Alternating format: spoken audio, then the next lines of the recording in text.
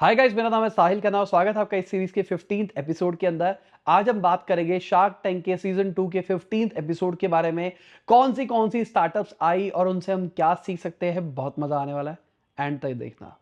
तो जो सबसे पहली स्टार्टअप आई थी उनका नाम था डूबी। ये एक कन्फेक्शनरी ब्रांड था, बेसिकली टॉफिया बेचते हैं। तो अगर हम फाउंडर्स की बात मान के चले तो 20,000 करोड़ की मार्केट है और शार्क्स ने ऐसा बताया कि ये डिक्लाइनिंग इंडस्ट्री है। रीजन भी कि अगर हम कुछ सामान बाहर लेने के लिए जाते हैं और हमको चिल्लड़ वो देते हैं, उस चिल्लड़ की जगह वो उनको टॉफी दिया करते थे।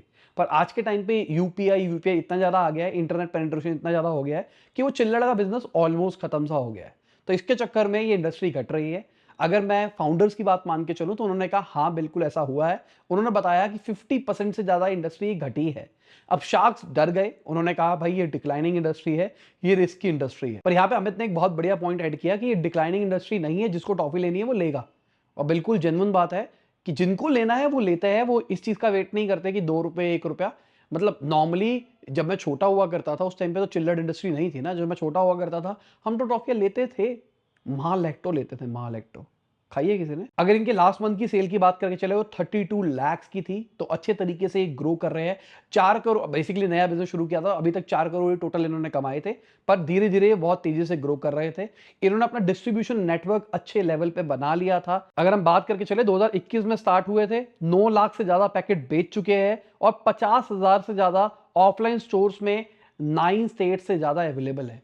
तो इन्होंने क्या किया था स्टार्टिंग में, फेसबुक के थ्रू एक सीएनएफ एजेंट को ढूंढा। सीएनएफ मतलब डिस्ट्रीब्यूटर मान लो। डिस्ट्रीब्यूटर आपके घर के अगर दुकान के नीचे कोई देने के लिए नहीं आता सामान गाड़ी भर के, तो वो वाला डिस्ट्रीब्यूटर।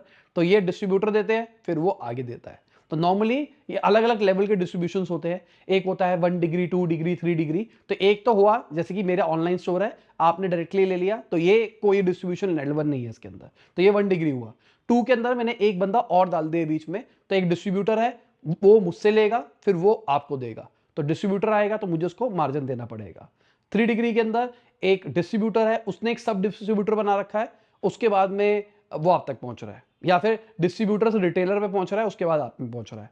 उसके बाद में एक और बढ़ा सकते हैं और जितना भी कॉम्प्लेक्स करना चाहो उतना कॉम्प्लेक्स कर सकते हो। तो जितना कॉम्प्लेक्स करते हो आप उस पूरी की पूरी चेन को, उतना ज्यादा डीप पेनिट्रेशन कर पाते हो। अगर हम एचयूएल की बात करके चले तो एचयूएल का सबसे बड़ा यूएसपी यही है कि उन्होंने गांव गांव के अंदर अपना प्रोडक्ट पहुंचाया है। उनका जो डिस्ट्रीब्यूशन नेटवर्क है ना, वो बहुत स्ट्रांग बना हुआ है। तो यहां से भी मेरे को इनसे भी वही वाली वाइब्स आ रही थी कि ये अपना डिस्ट्रीब्यूशन नेटवर्क के ऊपर बहुत अच्छे तरीके से काम कर रहे हैं। अब मजे की बात पता क्या थी, जब इन्होंने यूनिट इकोनॉमिक्स की बात करी, कई लोगों को ये चीज समझ में नहीं आई और शार्क्स ने ये बोला कि ओहो आपका मार्जिन कम है। पर इसके अंदर एक डिटेल बात बताता हूं आपको मैं। इन्होंने बताया कि 100 रुपए के एमआरपी प्रोडक्ट के ऊपर डिस्ट्रीब्यूटर को 45 रुपीज दिए जाते हैं। ट्रेड मार्जिन 55 रुपीज का रहता है। 45 रुपीज, ये बहुत ज्यादा अमाउंट है। पता है क्यों किया जा रहा है? देखो सिंपल सी बात, ये कहानी है, ये सीधा सा लॉजिक है। अगर मैं आपको ज्यादा मार्जिन दूंगा, आप मेरा प्रोडक्ट पुश करोगे या फिर नहीं करोगे? ठीक है। अब आप रिटेलर के पास जा रहे हो, अगर आप रिटेलर को ज्यादा मार्जिन दोगे वो पुश करेगा या नहीं करेगा? करेगा। तो सिंपल सी बात, अगर एक रिटेलर है उसके पास 50 पैसे की टॉफी आती है और वो 1 रुपए की बेच सकता है, तो आपकी टॉफी रखेगा, आपकी टॉफी बेचने की कोशिश करेगा। तो इन्होंने यहां पे डिस्ट्रीब्यूशन पे एक बहुत बड़ा गेम खेल रखा है। दूसरा अगर मैं बात करके चलूं, शार्क्स ने ऐसा बताया इनका फ्लेवर अच्छा है, इनकी टॉफीज के फ्लेवर अच्छे हैं, तो इनके पास फ्लेवर का भी कैच अच्छा आ गया है। डिस्ट्रीब्यूशन तो हमने देख लिया, बहुत अच्छा बना रहे हैं। अभी के टाइम पे इनकी एक बहुत बड़ी प्रॉब्लम क्या चल रही थी जिसके चक्कर में उस लेवल का प्रॉफिट नहीं अर्न कर पा रहे थे। रीजन ये था कि इनकी जो इंडस्ट्री यूटिलाइजेशन रेट थी वो बहुत कम थी।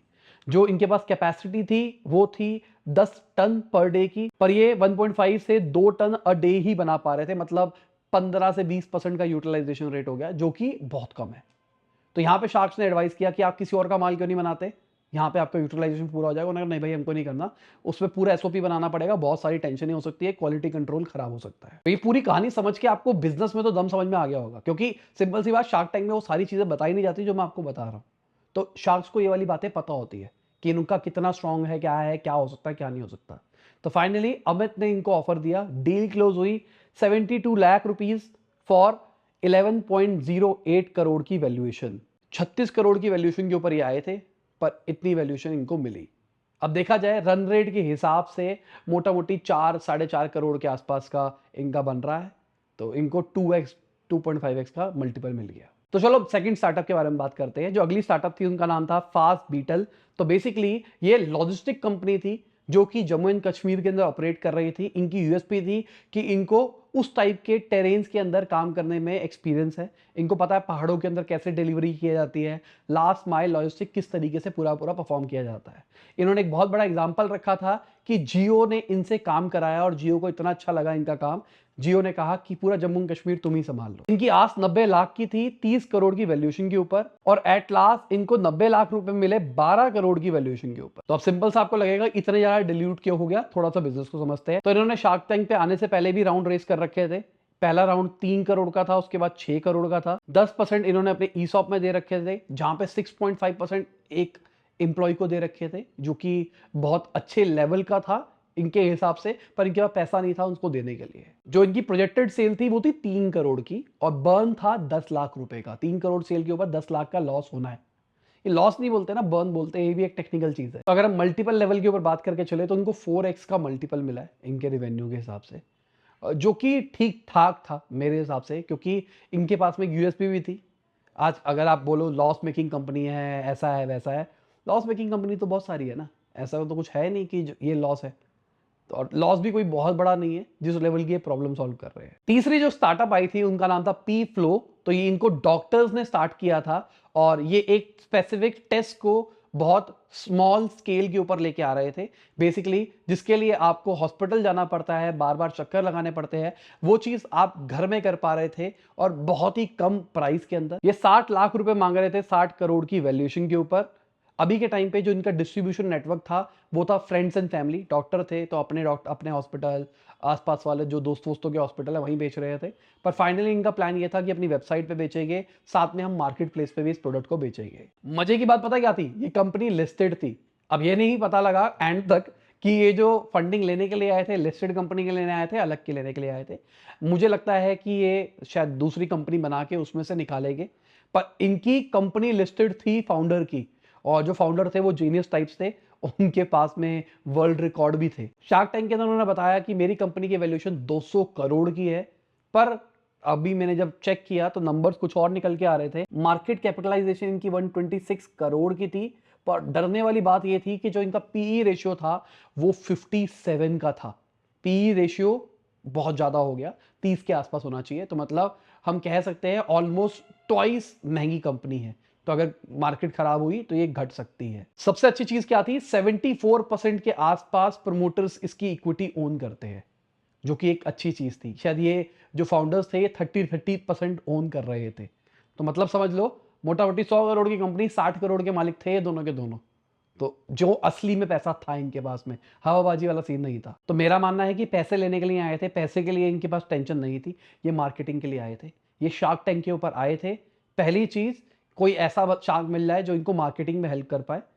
उसके बाद में दूसरा, शार्क टैंक के ऊपर टीवी पे आएंगे तो बहुत सारे लोगों तक हम अवेयरनेस पहुंचा पाएंगे, तो बहुत सारे लोग हमारा प्रोडक्ट फ्यूचर में ले पाएंगे, बहुत सारे क्लिनिक्स वगैरह वगैरह हमारे प्रोडक्ट के बारे में जान पाएंगे। एट लास्ट 10 करोड़ की वैल्यूएशन के ऊपर इनको 60 लाख रुपए मिला। देखा जाए तो वैल्यूएशन बहुत ज्यादा घटी। अभी के टाइम पे इनकी सेल भी नहीं थी उस लेवल की, पर इनके प्रोडक्ट्स यूनिक थे और पेटेंट के लिए अप्लाई कर रखा था, पेटेंट पेंडिंग था वगैरह वगैरह। कहा गया कि एक शर्त पे हम डील कर रहे हैं, अगर आपका पेटेंट अप्रूव हो जाएगा, ये हो जाएगा, वो हो जाएगा। आपको लगता है ओहो ये डील हो गई, ये डील हो गई, पर एट लास्ट कई बार ऐसा होता है कि उनको लटका दिया जाता है। उनको कहते हैं हाँ आपका रेट आप करवाएंगे करवाएंगे करवाएंगे, आपका ड्यू डिलीजेंस कर रहे हैं, पर एट लास्ट होता ही नहीं है। पिछले सीजन में भी बहुत सारी कंपनी के साथ में हुआ। किसी के साथ में क्या होता है, उसको पूरी उसकी कंपनी की बहुत सारी इक्विटी खरीद ली, उसके बाद कहता है ठीक है छोड़ना इसको छोड़, तू पैसे पैसे वैसे छोड़, तू आजा मेरे पास नौकरी कर ले। ऐसे ऐसे सीन भी हुए हैं, जो कि गलत चीज है। तो मैं ट्राई करूंगा जैसे ही ये सीजन खत्म होगा तो मैं बहुत सारे फाउंडर्स को अप्रोच करूंगा इसके वाले, और जानने की कोशिश करेंगे कि अभी करंट स्टेटस क्या है, शार्क टैंक एपिसोड के बाद में कितने एक्स रेवेन्यू आया, क्या हुआ क्या नहीं हुआ।